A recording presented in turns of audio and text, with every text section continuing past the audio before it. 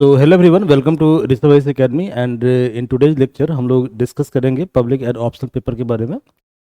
तो इससे पहले वाली क्लास में हमने डिस्कस किया था पब्लिक एड के सिलेबस के बारे में, और सिलेबस में हमने डिस्कस किया था कि there are two papers in public administration, paper 1 and paper 2, and each paper is divided into section, section A, section B. Okay, तो जो सेक्शन ए का सिलेबस था वो हमने डिस्कस किया था। इसके अलावा एग्जाम में क्वेश्चन का पैटर्न क्या होता है हमने डिस्कस किया था। ओके, तो आज का जो हमारा क्लास है मेनली हम डिस्कस ये करेंगे कि सेक्शन बी जो है, क्योंकि ऑलरेडी हम क्वेश्चन के पैटर्न के बारे में डिस्कस कर चुके हैं, ठीक है।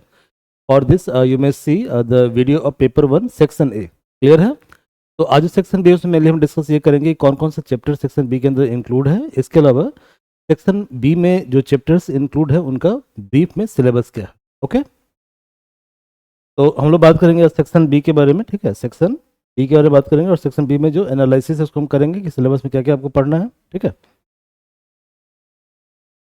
सेक्शन बी के अंदर पहला जो चैप्टर आता है दैट इज कॉम्पैरेटिव पब्लिक एडमिनिस्ट्रेशन। तो पहला चैप्टर क्या है? पहला चैप्टर है कॉम्पैरेटिव पब्लिक एडमिनिस्ट्रेशन, ये हमें पढ़ना है। सेकंड चैप्टर है डेवलपमेंट डायनामिक्स। थर्ड चैप्टर है पर्सनल एडमिनिस्ट्रेशन। फोर्थ चैप्टर है पब्लिक पॉलिसी। फिफ्थ चैप्टर है टेक्निक्स ऑफ एडमिनिस्ट्रेटिव इम्प्रूवमेंट। और लास्ट चैप्टर है फाइनेंशियल एडमिनिस्ट्रेशन। ये 6 चैप्टर है जो आपको पढ़ना है पेपर 1 सेक्शन बी के अंदर, क्लियर है। अब चलिए इसको हम चैप्टर वाइज हम डिस्कस करते हैं। तो पहला क्या है? पहला है कॉम्पैरेटिव पब्लिक एडमिनिस्ट्रेशन। हम समझते हैं इसका थोड़ा सा बैकग्राउंड क्या है, ठीक है। तो इसके थोड़ा हम सब बैकग्राउंड पे आते हैं। तो एक्चुअली क्या हुआ है, जो पब्लिक एडमिनिस्ट्रेशन है इसका डेवलपमेंट आपको हो रहा है वुडरो विल्सन के एसे के बाद, ठीक है। यानी जो यूएस एडमिनिस्ट्रेशन है, ठीक है, यूएस एडमिनिस्ट्रेशन, यहाँ पर प्रॉब्लम ये है कि एडमिनिस्ट्रेशन जो है that is facing the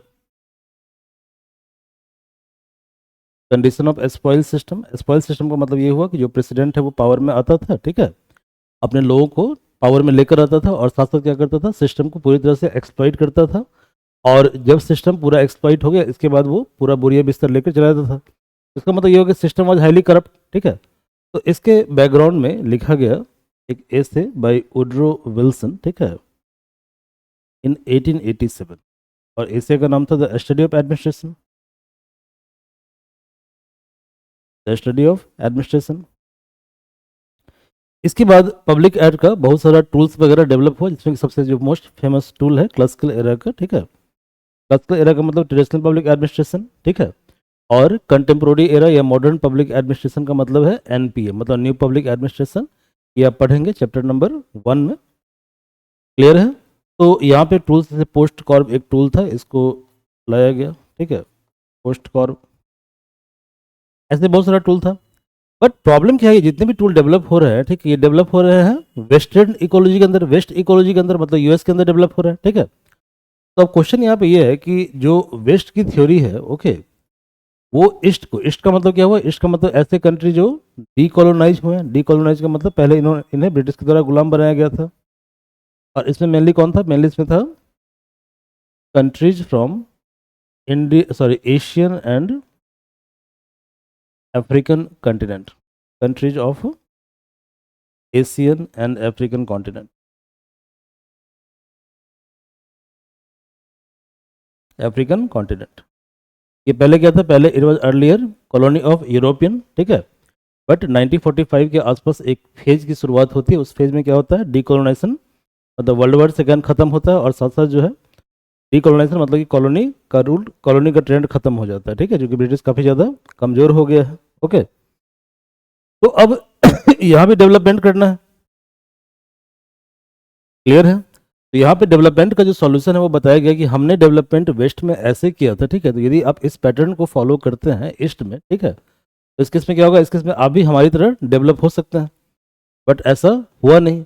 okay, तो ये जो कंपैरिजन, इसी को हम बोलते हैं कॉम्परेटिव पब्लिक एडमिनिस्ट्रेशन। यानी कि हमें सिंपली क्या करना है कि जो वेस्ट की थ्योरी है एडमिनिस्ट्रेटिव थ्योरी, उससे कंपेयर करना है ईस्ट की थ्योरी। ईस्ट का मतलब ये हुआ, यदि आप ग्लोब में ईस्ट वाले पार्ट को देखेंगे, ठीक है, तो ईस्ट वाले पार्ट में क्या आता है? मेनली आपको अफ्रीका आता है और एशियन रीजन आता है, इसको बोलते हैं ईस्टर्न वर्ल्ड। ओके, वेस्ट वाले वर्ल्ड में क्या आता है? तो वेस्ट वाले वर्ल्ड यदि मैप को आप ध्यान से देखेंगे, ठीक है, 0 डिग्री के वेस्ट में, ठीक है, तो वहाँ पे कौन आता है? वहाँ पे यूरोप आता है, वहाँ पे अमेरिका आता है, north America and south America. ये क्लियर है।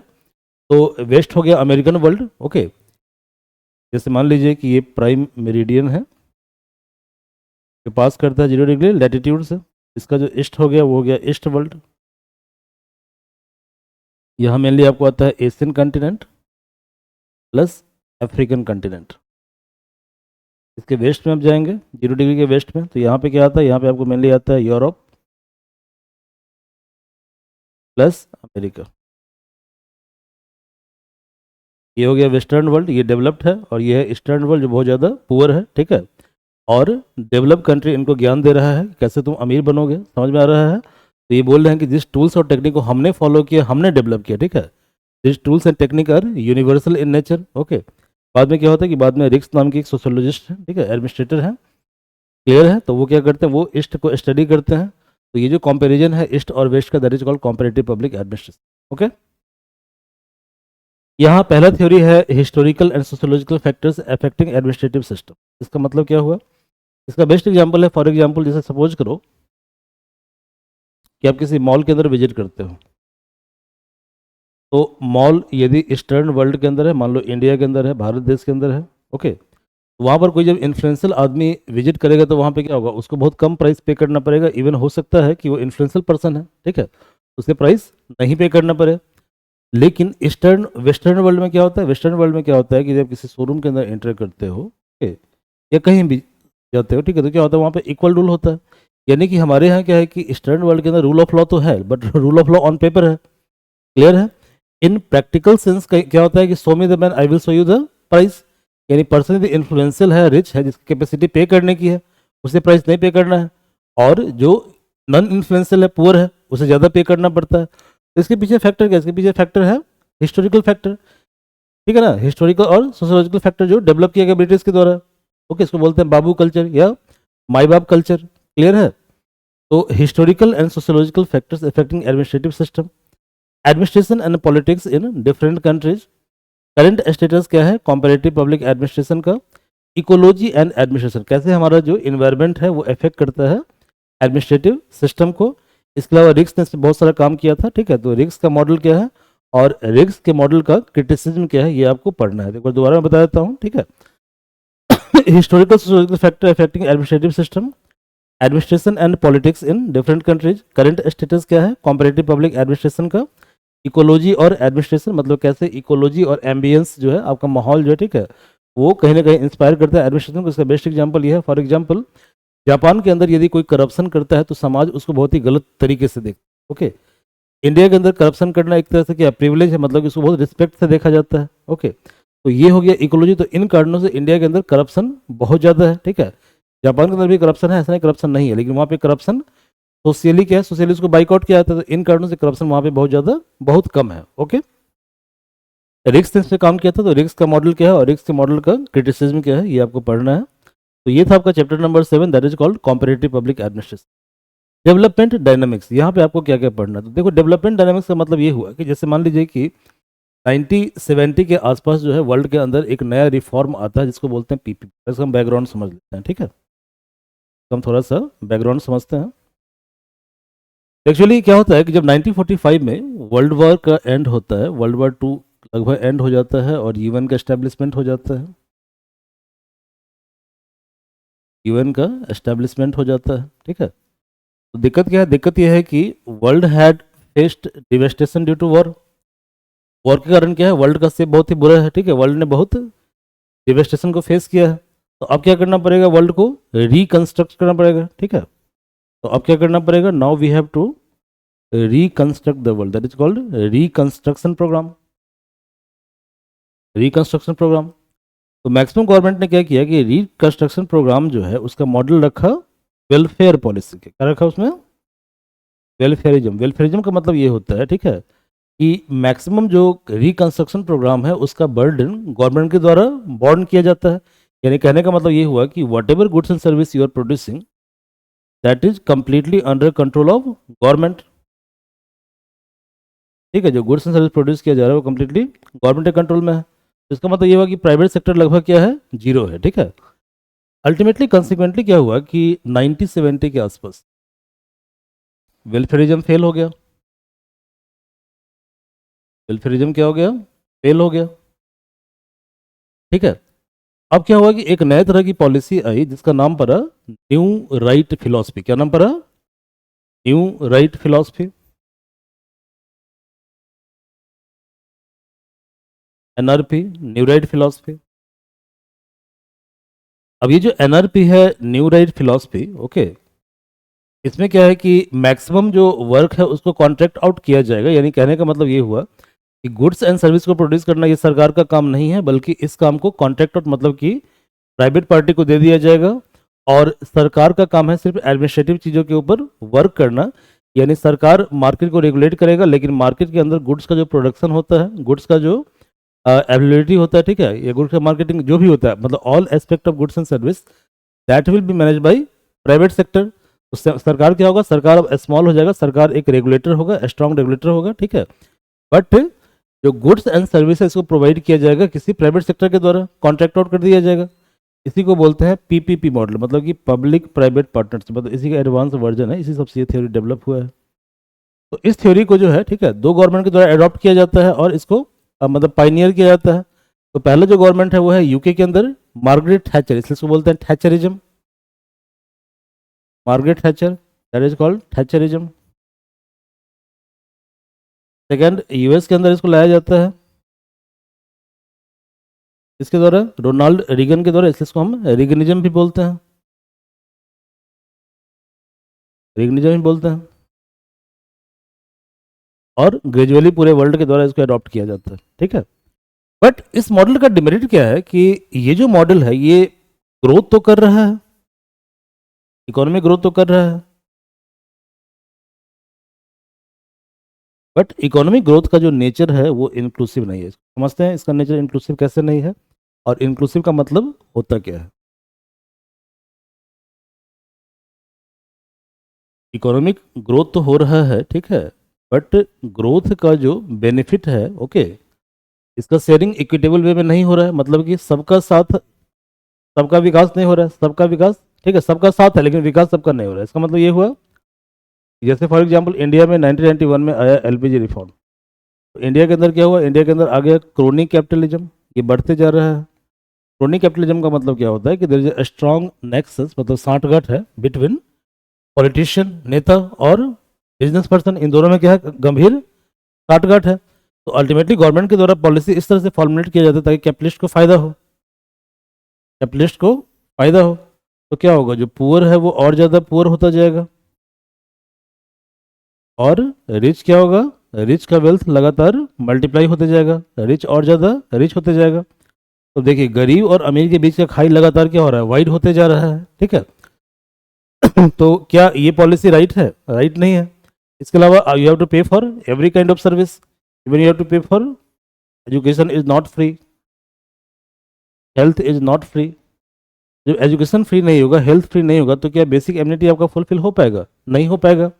यानी ग्रोथ तो हो रहा है लेकिन डेवलपमेंट नहीं हो रहा है। क्या हो रहा है? डेवलपमेंट नहीं हो रहा है, ठीक है। तो डेवलपमेंट का बहुत सारा एस्पेक्ट है, या ग्रोथ जो हो रहा है, ग्रोथ का बहुत सारा नेगेटिव एक्सटर्नलिटी, जैसे कि हमारा इन्वायरमेंट क्या हो रहा है, इन्वायरमेंट जो है कहीं ना कहीं अफेक्टेड हो रहा है, ठीक है। जो विमेन राइट है, ठीक है, उसकी बात नहीं की जा रही है, या विमेन का राइट क्या हो रहा है? सप्रेस हो रहा है, ओके। तो ये सब जो डायमेंशंस हैं, these are part of development administration, ठीक है। देखिए सिलेबस में क्या क्या लिखा हुआ है डेवलपमेंट एडमिनिस्ट्रेशन में। तो कॉन्सेप्ट ऑफ डेवलपमेंट, डेवलपमेंट का कॉन्सेप्ट होता क्या है? Changing profile of development administration, ठीक है। एंटी डेवलपमेंट थेसिस का मतलब डेवलपमेंट का नेगेटिव रिपरकशन क्या क्या है, that is called anti development thesis. Bureaucracy का क्या रोल होता है डेवलपमेंट के प्रोसेस में? Strong state versus market depend. अभी मैं आपको बता रहा था, क्या बता रहा था, जो एनआरपी पॉलिसी आई, new right philosophy,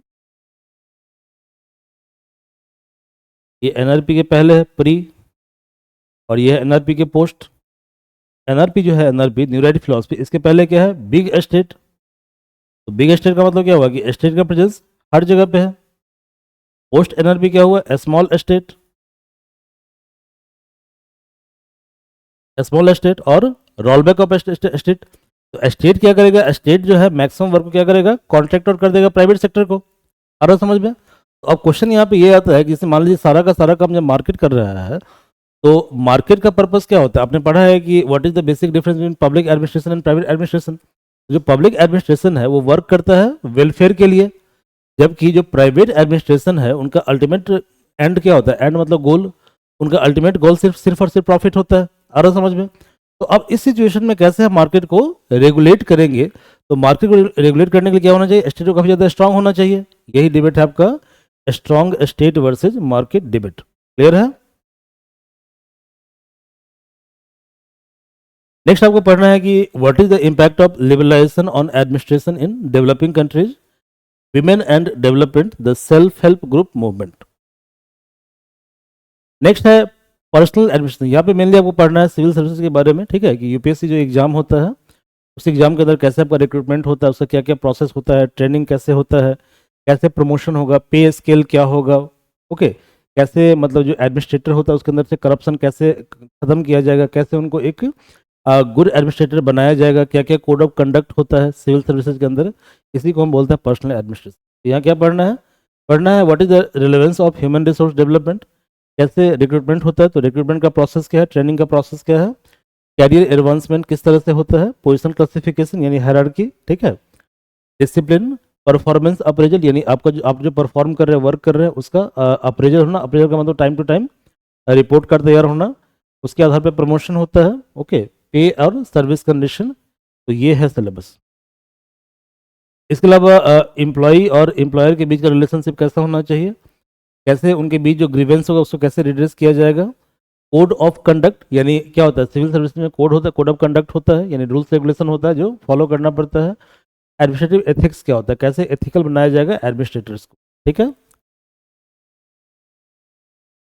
chapter number 11 public policy, very very important chapter है, इससे क्वेश्चन डेफिनेटली आता ही आता है। तो पब्लिक पॉलिसी में आपको पढ़ना है कि जो पब्लिक पॉलिसी है, पॉलिसी मेकिंग का डिफरेंट मॉडल्स क्या क्या है और डिफरेंट मॉडल का क्या क्या क्रिटिसिज्म है, ये आपको पढ़ना है। तो आपको you have to study set of models of public policy and their criticism. Process क्या होता है? Process of conceptualization, planning, implementation, monitoring, evaluation, review and their limitation. मतलब पब्लिक पॉलिसी कैसे कॉन्सेप्चुअलाइज होता है, कैसे हम प्लान करते हैं, कैसे इम्प्लीमेंट करते हैं, how to monitor, how to evaluate and review, and what are the limitations of public policy. Okay, इसके अलावा स्टेट थ्योरी क्या है और पब्लिक पॉलिसी का फॉर्मुलेशन कैसे होता है, ये पढ़ना है आपको। टेक्निक ऑफ एडमिनिस्ट्रेटिव इंप्रूवमेंट, इसका मेन पर्पस ये होता है कि हम क्या करना है, ऐसे टूल्स और टेक्निक को डेवलप करना, ओके, ताकि हम सिस्टम की एफिशिएंसी को बढ़ा पाए।